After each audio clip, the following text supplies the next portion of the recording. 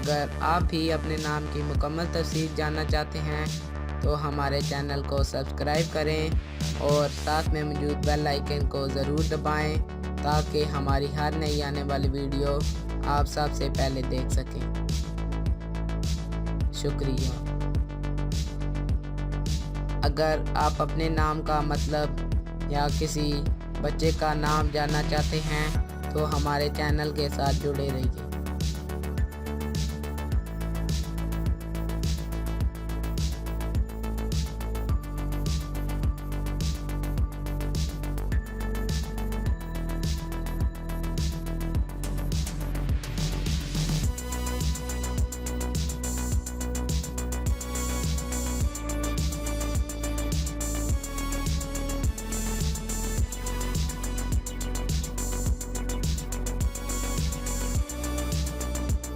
अगर आपको हमारी ये वीडियो अच्छी लगे तो इसे लाइक और शेयर ज़रूर करें और साथ ही हमारे चैनल को सब्सक्राइब भी करें। मज़ीद नामों के लिए हमारे चैनल को सब्सक्राइब करें और दूसरों के साथ शेयर भी करें।